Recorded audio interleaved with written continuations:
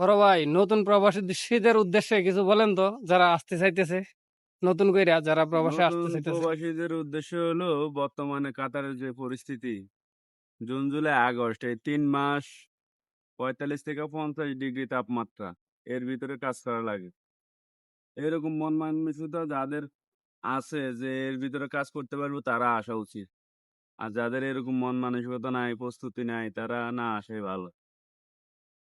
কারণ এখানে আসার পর দেখবো যে সব হতাশ। যে দালালের কথা শুনে আসবো, দালালে কইবো যাইলে 1 লাখ রিয়াল বেতন, 1 লাখ টাকা বেতন, ঠিক আছে? কিন্তু এখানে আসার পর দেখবো কি হতাশ। বাড়ি থেকে 3 মাস 6 মাস টাকা আনি খাওয়া লাগবো, আইডি বানান লাগবো। ম- বাড়ি থেকে মনে করে যে জামু 1 বছর পরে 10 লাখ কামামু, আবার দেশে আসমু। কিন্তু এখানে আসার পর আর ওগুলা হয় না। বছর পর বছর চলে যায়, ঠিক আছে? কিন্তু দেশে যাওয়ার সম্ভব হয় না। 2 4 5 বছর লাগে যায় তার ঋণ পরিশোধ করতে করতে। হতাশ হতাশ।